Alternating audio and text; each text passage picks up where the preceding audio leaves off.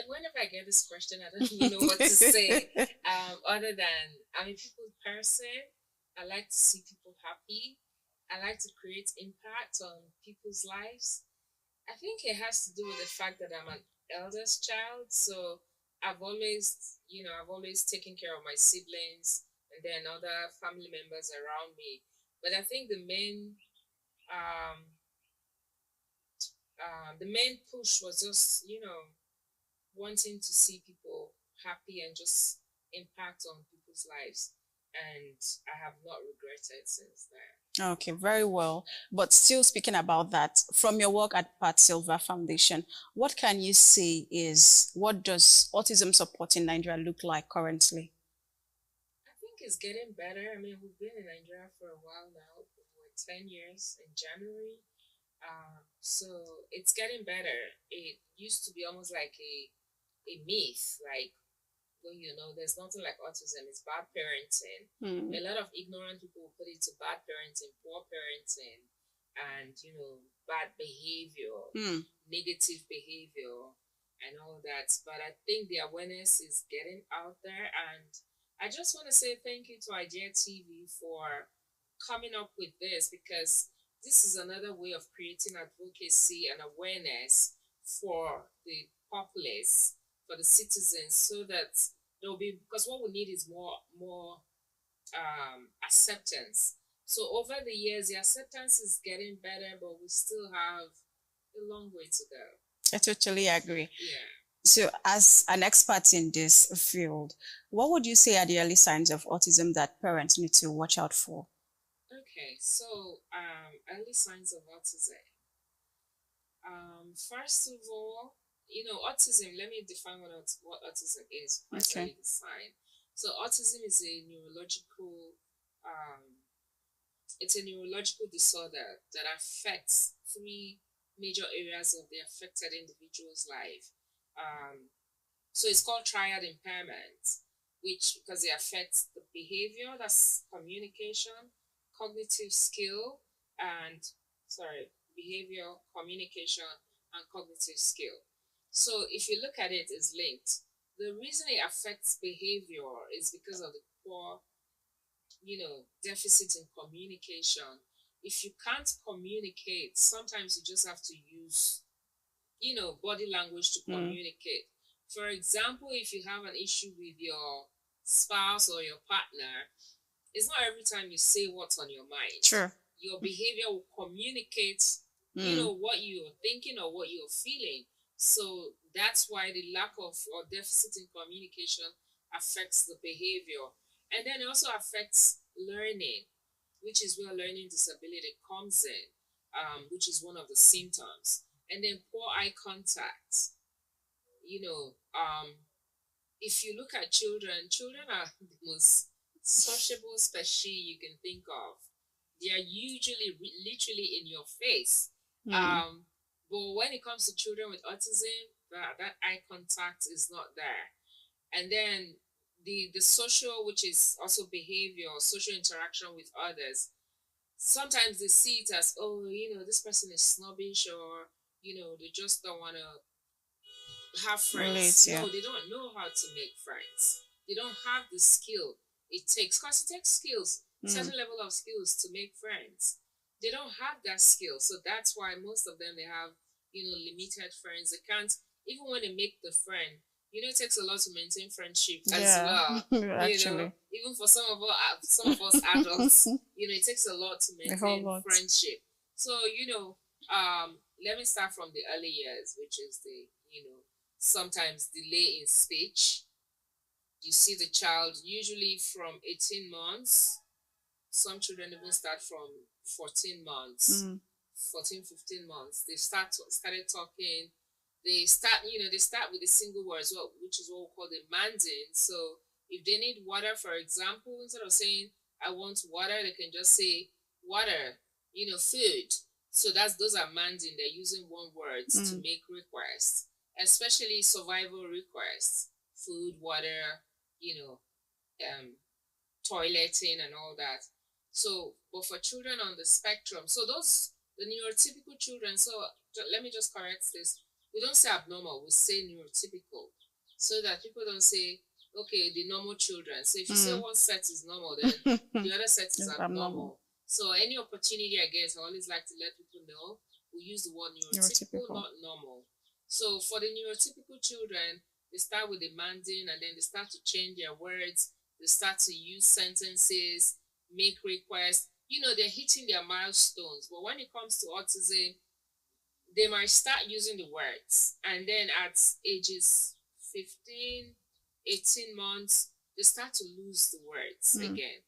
So that's what we call loss of acquired skills. So it's not just words, it could even be other, milestones that they have achieved. And before you know it, they're going down instead of progressing. So that's one sign. And then, of course, like, wanting to play in isolation. You carry them and mix them up with other children. They leave that space that you have brought them to. And then you bring the children to them, they leave that space, So they just want to be on their own. It's not because they don't care about other children. It's a lot to play with other children. You have to communicate, you have to do turn taking, you have to do sharing, you have to do eye contact. It's a lot. So they have difficulties in that area. So I'm going to give you an example. A 9-month-old child, if you carry them and let's say you're carrying a 9-month-old child and I start to put funny faces and then I run to the left, run to the right, they would take their eyes and follow my direction. Sure. But for children on the spectrum at that age, it's poker face. You do the silly faces and you see they'll start laughing heartily. For children on the spectrum, most of the time, again, all the signs I'm saying don't tick each child don't tick the list. It varies from child to child.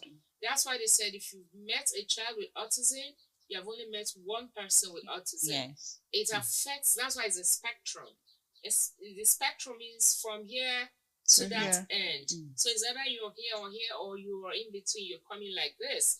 So that's why when we talk about signs, it doesn't tick the list for every child, but they will tick some of the lists. So these are signs that have been put out there over time, but it doesn't mean one child will have all of them. Okay. So that's for the eye contact and responding to play. If you meet a baby who is like, they're sitting already and they're crying and you come and you stretch your hands and, for you to carry them, they will stretch their hands and come. But for children on the spectrum, they may not have that skill. So that's another sign. Okay. The signs are limitless. I don't know how much time we have. Yeah, I think I would like just some of them. So. Yeah, thank you so much. I would like Madam Pat to react to this. Have you witnessed any of these signs? Yes. Okay. I'm very grateful for this opportunity to be on your TV station because the truth is that autism is a big word. Because really, I do not even know what it means. I don't even know. It was recently, like let's say 4 or 5 years ago, that I even come to know the word autism through a film. Okay. I was watching an American film, which the boy was now portraying all the things that my son was portraying when he was small. So I started googling it and I said, oh, unfortunately for him, I took it as because I'm a single parent, that's why he's having all those tantrums. And I did not even know how to explain. So you saw them as tantrums? When he was small, he did not, from 3 months, the way baby cries, he can stay for a very long time without even crying. So I felt, that means he has failed well, so he should continue sleeping. You understand? And really, that really relaxed me that after this, I didn't get a baby that was disturbing. Not knowing that there was much to read, and really, I did not even understand. Going to 1 year plus, and I noticed that he was not even talking. As in, mommy, nothing. So it came to a point, 1 year, 6 months, the grandmother, may her soul rest in peace, she now say, that this boy, they need to take him to a native doctor so that they will raise his tongue.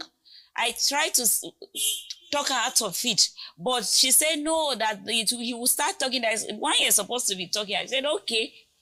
We went to somewhere in Nyanya inside one bush. Immediately I just saw the hut where the man is staying. I say, ma, I'm afraid.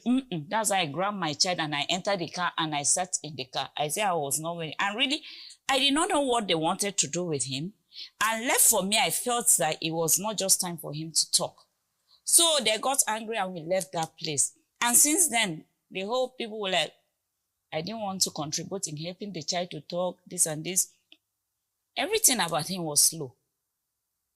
But he can put his eye, when he was a baby, I will wake up, just the way a mother wake up, you now see a child staring. He will just be staring. And his eyeball was very large. He would just be staring at me. You understand? I would wake up and say, God, if this child is not mine, I would like, the child is possessed. But really, I was a single mom and nobody was there to like put me through. And I didn't even think about the health-wise of it to like, as far as it's eating. And I just felt it's okay.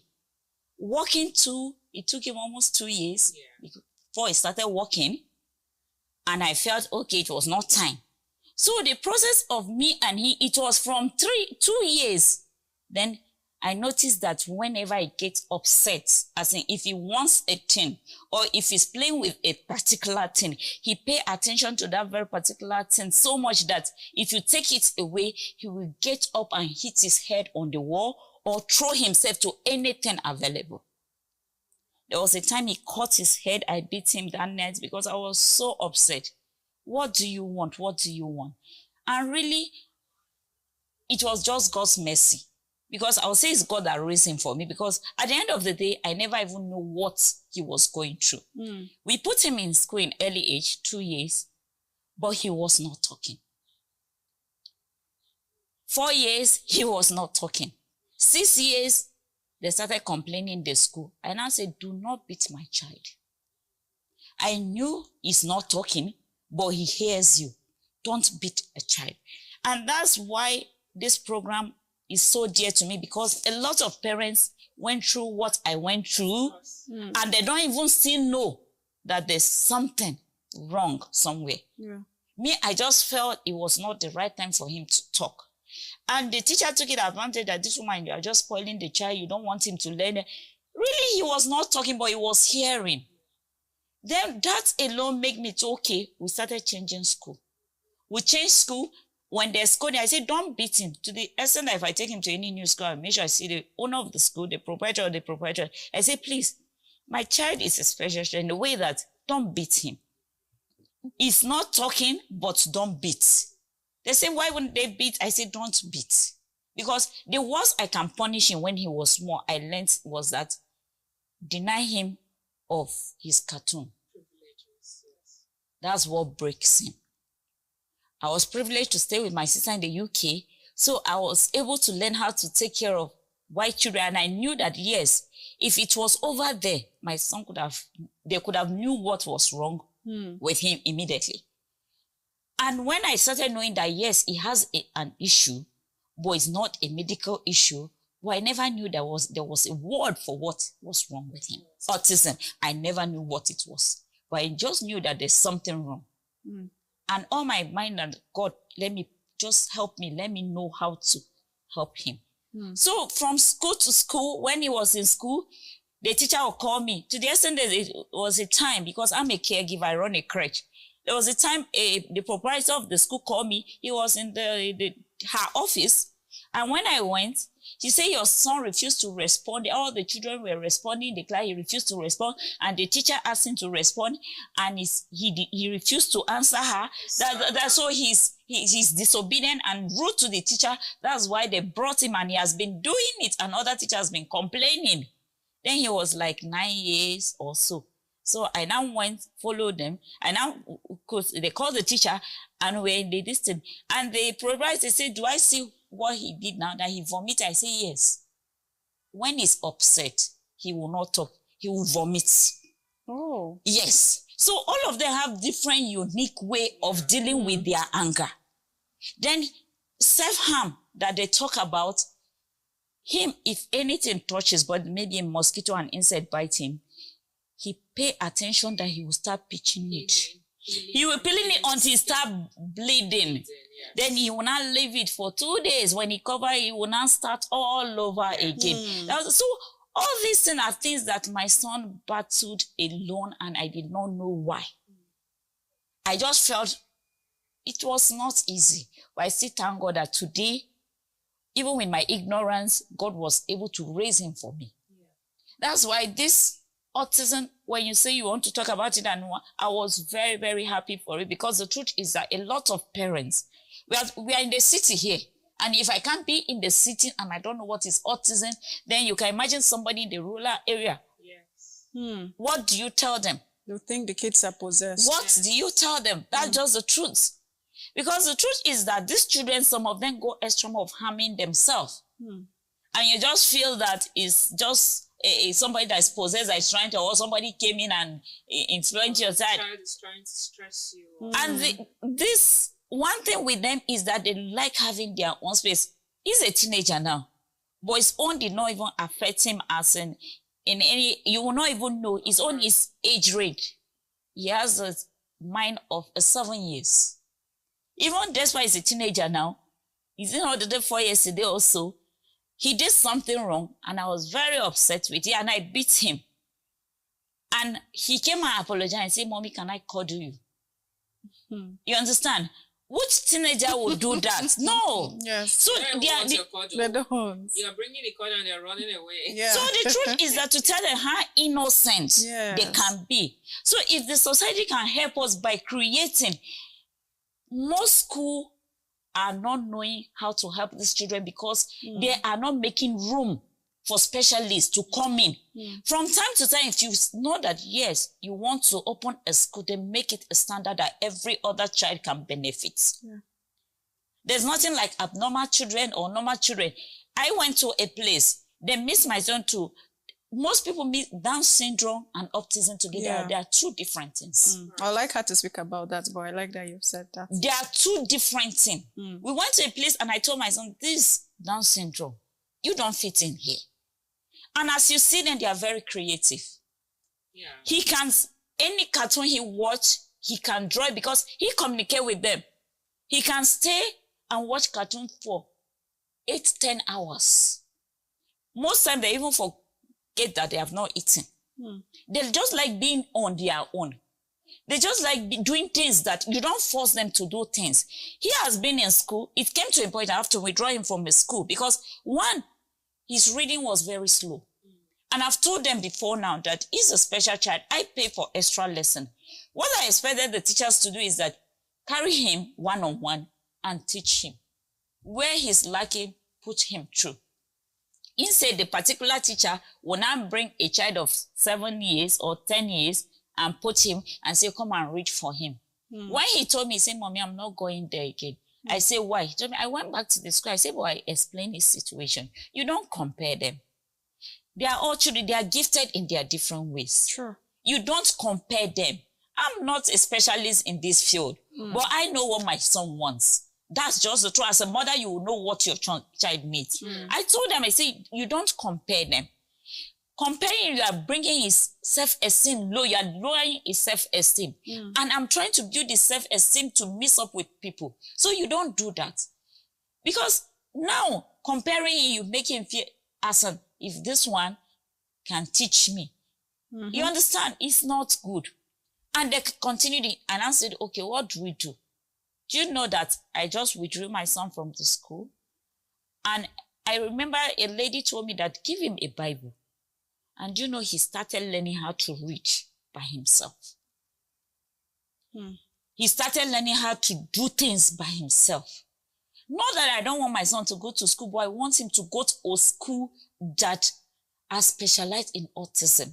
But in this country now, there should be no difference between a child that has autism and a child that does not have. They should go to the same school. The only thing I urge the government to do, and anybody that has a school, any private school, is that create a room for autism children. Because if they have to mix up in the society, you don't separate them. There's no how you can separate them. So as far as it's one society we are going to live, let them know how to start from the school. It's just a very simple thing.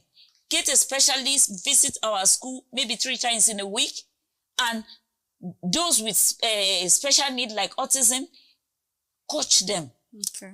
With that, it will balance. But going to a school whereby it's not even the children that bully you, it's even the teachers. It's very bad. Okay. It's very bad. Thank you very much. Thank and I know you. for the teachers, it's a place of awareness and, lack of sensitization. Pure ignorance. Yeah, so I'd like you to speak about Down syndrome, because just like she said, there are lots of people who think the two are the same thing. So could you just... With Down syndrome is a chromosomal disorder. Basically what it is, the mother has 23 chromosomes, the father has 23 chromosomes. So with Down syndrome, so for every individual, we have 46 chromosomes. But for individuals affected with Down syndrome, it is 47 chromosomes. So it's an extra chromosome that is attached to the 21st chromosome. That's why it's also called trisomy 21. So with Down syndrome, is a chromosomal disorder. It has physical features. So if you see one person with Down syndrome here, if you take them to the UK, to the US, to Qatar, whatever part of the world, when you place them with another person with Down syndrome, they have similar look, because they all have the Mongolia look. Then very short fingernails. And then the palm, you see all of us, we have 3 lines drawn across our palm. Yeah. For Down syndrome, it is one straight bold line drawn across the palm. So there are related physical features. But with autism is popularly called hidden disability. Yes. Imagine just seeing this my young boy walking on the streets, looking so handsome, tall, cute, and then you're trying to engage him. You're like, what is wrong with you? You're snobbish. Do you know what I mean? But he doesn't know how to communicate, to engage in age-related conversation. It's not because he wants to be snobbish to you or he's badly trained by a single mother. So, but with Down syndrome, the physical features are there. So they usually get the excuse from people. Oh, okay, he's disabled, so whatever behavior is pardoned. But with autism, how can you look so cute like this and you say you cannot communicate? Why? No, it's because you have bad behavior. So there's so much difference. Like I said, autism is a triad impairment, which is neurological. Down syndrome is chromosomal, is as a result of extra chromosome, which is usually attached to the 21st chromosome. That's why some people refer to it as trisomy 21. Thank you very much. It's back to you again, Okay. Madam Pat. When you first realized that your son had autism, where were the places where you were able to get support? Was it the church? Was it the community? Where? Thank you for that question. I would say from the church the first time. Okay. That was what made me get to know our special auntie here. Yes. Okay. Because somebody came to present Bongo Sekwe's daughter, and she happened to be a family friend of hers. Oh. And when they were introducing her in the church, the nun said that she has passion for autism children. And immediately my son came to me and said, Mommy, can she help me? I said, let's go. So I met her, and really she gave us her card and said we should call her, and she now link us with her. That was how we got. Yes, that's how we got to me. And that process, when she said, okay, she will help me, I was having a heart issue, fibroid, and so I needed to go for surgery. So I told her to hold on, that let me face my health first. Oh. Yes, so that's how I get to meet Miss Evelyn. Oh, what an interesting story. Yes. You want to react to that? Yes. Sorry? Would you like to react to that? Yeah, I mean, I think, like we always say in the UK, the churches in Nigeria, they're picking up a lot. Yes. They're doing a lot. Um, the first point of contact of parents. I mean, and I've met a lot of parents in my time here, even in the UK as well, where I worked as a care coordinator. The first point of contact is usually the church. A mother sees that the child is not making eye contact, they're not responding to their names when they are called, just like, because that's one of the signs as well. They see that instead of going to the doctor, they present at the church first, because, especially as Africans. And when I say Africans, it's not just Africans that are based in Nigeria. Africans that are based abroad do that as well. So the first thing that will come to your mind is, let me go and talk to my pastor in case. Yes. Because actually, Spiritual. I spoke to my auntie the other day, and that my auntie said I wasn't going to give birth. So I don't know if my auntie is responsible for this.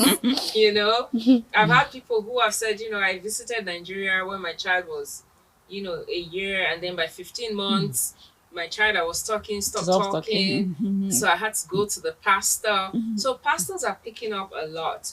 But I just want to use this medium to also speak to pastors. They need to get awareness on this. I'm a Christian, I'm a spiritual person. I work a lot with morality. I believe there is God, and I believe, what you give is what you get. I believe don't harm your neighbors and all that. But at the same time, I'm also very practical. So I feel like pastors should engage in, awareness and know more about this when they're advising parents. Instead of saying, come bring the child for prayers every Tuesday, every Wednesday, also encourage the parents to take the children for intervention. Like I said to parents, whatever intervention plans I put in place for any child, I also pray to God. Yes. Apart from my skills, my level of expertise, I also say, God, take control. Let your hands be in this. Yeah. So I'm not just sitting and putting Patuva Church, it's Patuva Therapy Center, but I'm still bringing God into the center. So instead of saying, come for prayers every Tuesday with the child, yes, they can still come for prayers, but they need to be, they need to encourage parents, because especially women, they listen to pastors a lot. They'll rather listen to their pastor than their husbands, or even family members. So encourage them to take the children for intervention. The reason I say that is early intervention is key. Yes, yes. It's just like if you have a hot iron, right? You can bend it to any shape you like, innit? But once it starts getting cold, it's difficult. And it's the same with intervention. When the child is young, especially under age 5, when you put in therapy, definitely, because I always tell people, when you say autism, Down syndrome, ADHD, whatever it is skills deficit. So these are milestones that, there are children who come from heaven, they are hitting their milestones, bang, bang, bang. And then other children are saying, no, mommy, you need to calm down, hold my hands, and guide me. And that's where autism and other, childhood related disorder come in. Just give that extra time, and definitely they will blossom. Yes. That's very interesting. And, she's spoken about how schools in Nigeria are very segregated. There's no inclusion, proper inclusion for children. So from where you stand, what will an